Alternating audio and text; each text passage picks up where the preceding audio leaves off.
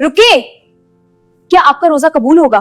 क्या आप जानते हैं कि फितराना अदा किए पर आपके रोजे जमीन और आसमान के दरमियान लटके रहते हैं? ये 7 बातें अभी जान लें वरना पछतावा हो सकता है। नंबर 1, फितराना सिर्फ सदका नहीं, ये रोजे की कमी कोताहियों का इजाला है। नंबर 2, ये घर के हर फर्द पर फर्ज है, चाहे वो मर्द हो, औरत हो या छोटा बच्चा। नंबर 3, बच्चों का फितराना घर का सरबराह अदा करेगा।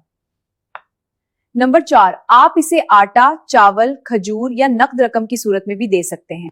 नंबर 5, सबसे अहम बात, इसे ईद की नमाज से पहले देना लाजमी है। नंबर 6, आप इसे ईद से चंद दिन पहले भी दे सकते हैं ताकि गरीब भी अपनी ईद की तैयारी कर सकें। नंबर 7, इस साल फितराना की रकम फीकिस तकरीबन 400 रुपए बनती है। जी हाँ, सिर्फ 400 रुपए में आप अपना फर्ज अदा कर सकते हैं। क्या आपने अपना फितराना निकाल लिया है? कमेंट्स में जरूर बताएं और इस वीडियो को सदका जारिया समझकर शेयर करें ताकि किसी का रोजा जाया ना हो। मजीद ऐसी मालूमात के लिए अभी फॉलो करें।